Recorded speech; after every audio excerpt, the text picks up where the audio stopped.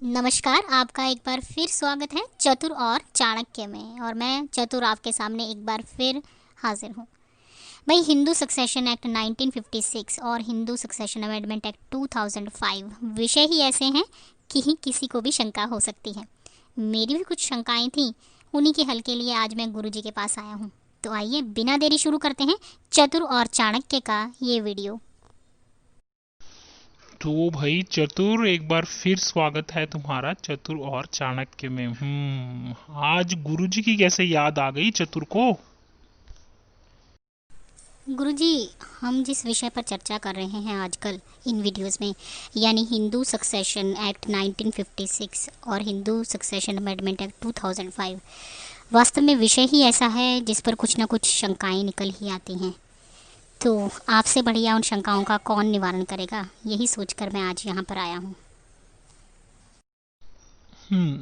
तुम्हारी बात बिल्कुल सही है चतुर। यहाँ पर देखो, मैं यहाँ पर तुम्हें ग्रुपद वर्सेस हीराबाई से शुरू करके और जितने भी लैंडमार्क केसेस हैं वहां से होते हुए जो आज इसकी स्थिति है केस की, यानी कि विनीता शर्मा वर्सेस राकेश शर्मा में, ये केस सुप्रीम कोर्ट में अभी पेंडिंग चल रहा है, विचाराधीन है।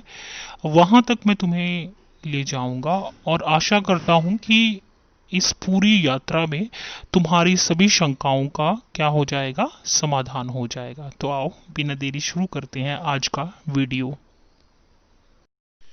देखो, सबसे पहले अब हम यहाँ पर गुरुपद वर्सेस हीराबाई के केस को लेते हैं। देखो, फीमेल के प्रॉपर्टी राइट्स जो थे उसमें सबसे पहले 1956 के बाद क्या पोजीशन आया, और उसी प्रपोजिशन में 2005 अमेंडमेंट एक्ट के बाद क्या प्रपोजिशन होता है, इसको देखते हैं। भाई, अब इसको देखने के लिए बैकग्राउंड को जानना बहुत ज़रूरी है कि लड़कियों को जो प्रॉपर्टी राइट्स मिले हैं वो कॉमा, सेमीकोलन और फुल स्टॉप के रूप में मिले हैं। यानी कि ओल्ड हिंदू लॉ, 1956 का लॉ, 2005 का जो अमेंडमेंट एक्ट है वो, और इसी बीच में जो Hindu women's right to property act 1937 आया वो भी है। अब चतुर ध्यान से सुनो। ओल्ड लॉ में केवल दादी और माँ को ही प्रिविलेज माना जाता था, पार्टीशन का अधिकार नहीं दिया गया था उनको। मगर अगर कोई मेल को पार्टनर पार्टीशन मांगे ना, तो उनको उसमें से शेयर दे दिया जाता था जितना कि मेल को पार्टनर को मिलना होता था। अब 37 में भी औरतों को लिमिटेड राइट प्रॉपर्टी के दिए गए कि चलो एटलीस्ट पार्टीशन खुलेगा तो विडो को शेयर मिलेगा। और जब हिंदू सक्सेशन एक्ट 1956 आया ना, तो हमारे सामने ये केस जो है गुरुपद वर्सेस हीराबाई, एक क्लासिक केस है। और यहाँ पर क्लासिक क्यों कहा जाता है ये समझने वाली बात है। इसने यहाँ पर क्या किया कि नोशनल पार्टीशन को एक्चुअल पार्टीशन बना दिया। समझे? गुरुजी, कुछ समझ नहीं आया। भाई, सब समझ आ जाएगा, सब समझ आ जाएगा। ध्यान से सुनो। अब मैंने जैसे तुम्हें बताया कि गुरुपद ने क्या किया कि नोशनल पार्टीशन को एक्चुअल पार्टीशन बना दिया। और जो 2005 की स्थिति है ना जो अब आई है, उसने पहले ही कर दी थी। पर फिर नारायण राव ने ये क्लैरिफाई किया भाई कि गुरुपद को केवल 6 के एक्सप्लेनेशन के लिए तो ठीक माना जा सकता है, पर जो नोशनल पार्टीशन को एक्चुअल पार्टीशन बना दिया वो गलत था। अब यहां से ध्यान से सुनना। देखो, यहां पर गुरुपद के मरते ही नोशनल पार्टीशन करना पड़ेगा। और इमेजिन करना पड़ेगा कि अगर उसने मरने से ठीक पहले पार्टीशन मांगा होता।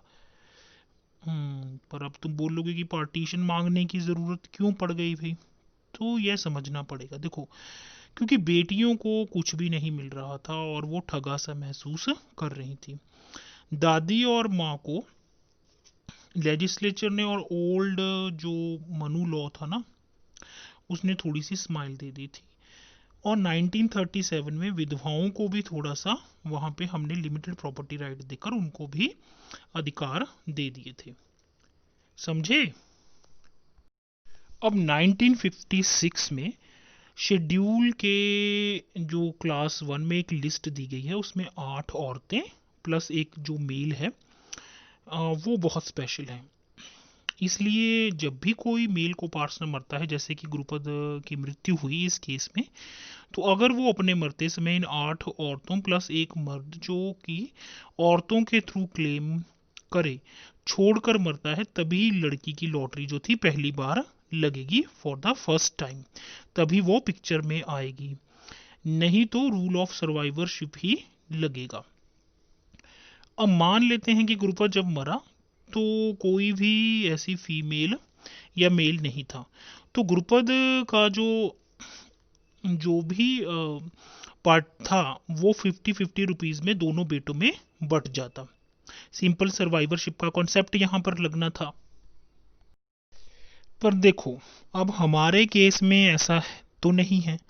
जब गुरुपद की मृत्यु हुई तो उसकी विधवा जिंदा थी और वैसे ही बेटियां भी जिंदा थी, जो कि शेड्यूल के क्लास 1 में आती हैं। अब यहाँ पे सेक्शन 8 का ग्रहण लगेगा, पर यहाँ पे एक और मुश्किल है, एक और दिक्कत है। सेक्शन 8 का ग्रहण लगने के लिए भाई कोई क्विक फिक्स भी तो चाहिए। अब तुम बोलोगे ये क्विक फिक्स क्या है? भाई ज्वाइंट फैमिली में प्रॉपर्टी का शेयर भी तो फिक्स चाहिए ना। पर मिताक्षरा में तो ज्वाइंट फैमिली प्रॉपर्टी के में किसी का शेयर फिक्स होता नहीं है, वो तो बंदर की तरह उछलता रहता है। भाई अब तुम पूछोगे कि ये बंदर की तरह क्यों उछलता है? सीधी सी बात है, देखो मिताक्षरा लॉ के अकॉर्डिंग जब ज्वाइंट फैमिली में कोई भी मेल को पार्टनर पैदा होगा तो बाकी जो को पार्टनर्स हैं उनका शेयर क्या हो जाएगा, अपने आप कम हो जाएगा, और उसकी मृत्यु होते या किसी भी मेल को पार्टनर की मृत्यु होते ही वह शेयर क्या है, अपने आप ही बढ़ जाएगा। समझे? मतलब गुरुजी, आपके कहने का तात्पर्य यहाँ पर ये है कि जब तक शेयर फिक्स नहीं होगा तब तक हम पार्टीशन कैसे करेंगे? तो इसी को फिक्स करने के लिए पार्टीशन जरूरी था।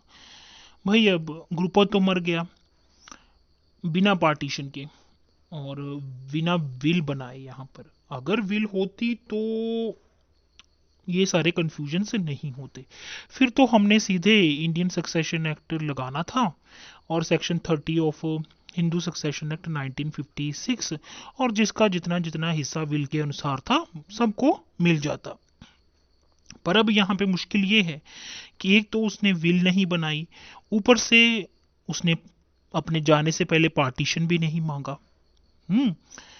तो दो प्रॉब्लम्स क्रिएट हो गई। और फिर सबसे बड़ी प्रॉब्लम, उसकी मृत्यु के समय वो 8 औरतें प्लस एक मर्द भी तो जिंदा है जो कि औरतों के थ्रू क्लेम कर सकता है, वो भी छोड़ कर गया है। तो भाई मामला और भी पेचीदा हो गया।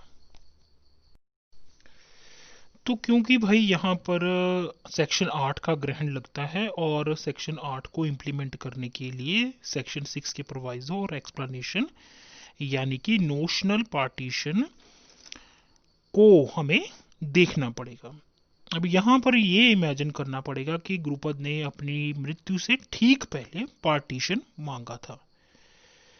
अब यहाँ पे चाहे उसका लीगली राइट था या नहीं था, कई बार होता है कि जैसे धर्म परिवर्तन कर लेते हैं तो राइट जो है वो खत्म हो जाता है अगर कोई धर्म कन्वर्ट कर ले तो। पर नोशनल पार्टीशन के लिए हम ये मान के चलेंगे कि उसका प्रॉपर्टी में क्या था, राइट था, हक था। ऐसी स्थिति में अब गुरुपद को और जो बाकी मेंबर हैं यानी गुरुपद की विधवा, गुरुपद के 2 बेटे, बेटियों को भी कुछ नहीं मिलेगा। तो उनको क्या मिलता? अब यहाँ पे 4 मेंबर हैं तो 1/4 ईच। तो यहाँ पर अगर मान के चलें कि 100 रुपए हैं तो गुरुपद का यहाँ से 25 रुपए जो हैं अपने अलग हो गए। अब इसी को डिवाइड करना था किसके अकॉर्डिंग? शेड्यूल के क्लास 1 में जो मेंबर्स मेंशन हैं उनमें, उसके अकॉर्डिंग, ठीक है ना। और जो बाकी 75 रुपए थे ना वो वापस वैसे ही ज्वाइंट फैमिली के प्रॉपर्टी के रूप में जुड़ने थे। यही असली कानून था, समझे? अब गुरुपद से यहाँ पर गलती हो गई। क्या गलती हुई?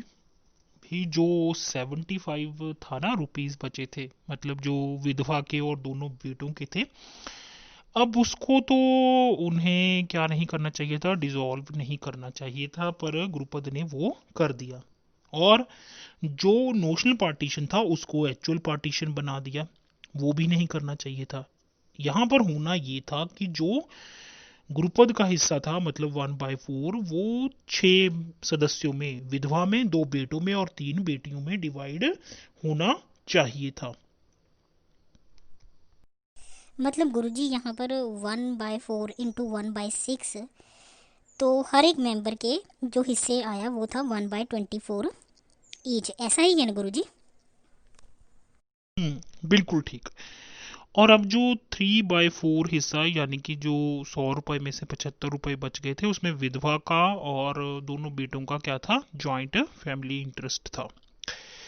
पर यहाँ पे सुप्रीम कोर्ट गुरुपद के केस में एक स्टेप आगे बढ़ गई, ठीक है ना। और उन्होंने क्या किया कि सोशल रिफॉर्म्स को ध्यान में रखते हुए और विमेन को जो था इक्वल स्टेटस देने के लिए, दोनों कंडीशंस में उनको जो ज़्यादा फेवरेबल कंडीशन लगी वो गुरुपद में उन्होंने अडॉप्ट कर ली। और इसे अडॉप्ट करते करते उन्होंने क्या किया कि जो 1/4 प्लस 1/24 था ना, इज इक्वल टू 7/24, वो उन्होंने हीराबाई को दे दिया। पर भाई नारायण राव ने यहाँ पे क्लैरिफाई किया कि ये गलत है, क्योंकि यहाँ पे लेजिस्लेचर का तो इंटरेस्ट ही नहीं था। तो इसे 6 के 1 के लिए तो अथॉरिटी समझा जाए, और फीमेल ने जो पार्टीशन मांगा नहीं था वो उसके ऊपर इम्पोज ना किया जाए, समझे। गुरुजी यहाँ तक तो समझ आ गया कि नारायण राव के केस ने ही जो गुरुपद में जो कन्फ्यूजन आ गया था उसको क्लैरिफाई किया। पर गुरुजी अगर 2005 के अनुसार गुरुपद के ही एग्जाम्पल को लेकर समझा जाए तो फीमेल के जो प्रॉपर्टी राइट्स हैं उनको लेकर क्या स्थिति होगी? मुझे एक मन में थोड़ी सी शंका है। सर्वाइवरशिप का कॉन्सेप्ट जो है, क्या यहाँ पे कुछ उससे फ़र्क पड़ेगा 2005 के अमेंडमेंट के बाद? तो भाई अब चतुर के चतुर दिमाग में सर्वाइवरशिप को लेकर प्रश्न उठ रहे हैं। जी हाँ, हिंदू सक्सेशन एक्ट 1956 में सर्वाइवरशिप के कॉन्सेप्ट की क्या स्थिति थी, और अमेंडमेंट एक्ट 2005 के आने के बाद सर्वाइवरशिप के कॉन्सेप्ट का अब क्या स्टेटस है। इन्हीं प्रश्नों के हल के साथ और कुछ और कानूनी शंकाओं के हल को लेकर मैं चाणक्य एक बार फिर चतुर के साथ आपके सामने उपस्थित होऊंगा। तब तक के लिए दीजिए इजाज़त।